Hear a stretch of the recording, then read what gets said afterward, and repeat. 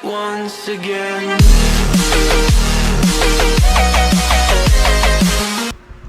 Kumusta mga hanli? Tara, samahan niyo akong magluto. Ngayon magluluto tayo ng bistik Ilocano. Ayan ang ating mga sangkap mga hanli. Unang ating mantika. Pag medyo mainit-init na, isunod na natin ang ating sibuyas. Haluin natin ng konti. Pag medyo kulay brown na ang ating sibuyas, mga hanli, susunod din natin ang ating bawang. Ayan, bawang sibuyas. Halu-haluin natin sila mga hanli. Pag medyo brown na sila, pwede na nating isunod ang ating atay. Yes mga hanli, gumamit tayo ng atay or liver ng baboy. Hatiin natin ng maliliit para yung tamang cut lang pang bistik Ilocano.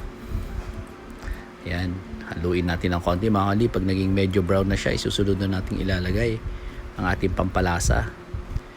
Uunahin natin ilalagay ang ating asin. Pagkatapos isusunod na rin natin ang ating paminta, din ang ating soy.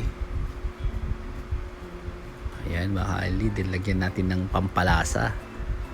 Pagkatapos sama-sama natin silang haluin mga hanli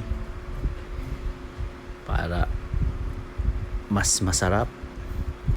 Bago natin takpan mga hanli, huwag natin kalimutan lagyan ng tubig para medyo lumambot ang ating papakulo ang atay ng baboy. Ayan, tama na mga hanli, kumukulo na sila. Ayan, nilagyan ko na siya ng kalamansi. Imbis na lemon mga hanli, kalamansi ang aking ginamit kasi mura ngayon ang ating kalamansi. Ayan, tikman na natin kung tama na yung kanyang lasa.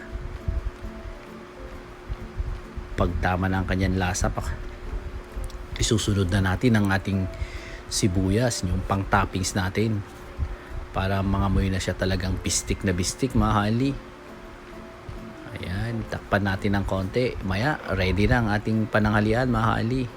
At ang huli-huling nating ilalagay ang kalamansi ulit para maglasa siya talagang maasim. Yung asim na totoong kalamansi mga hanli. Ayan, okay na. Ready na ang ating pananghalian mga hanli. Kunin na natin ang plato at kutsara. Tara, kain na.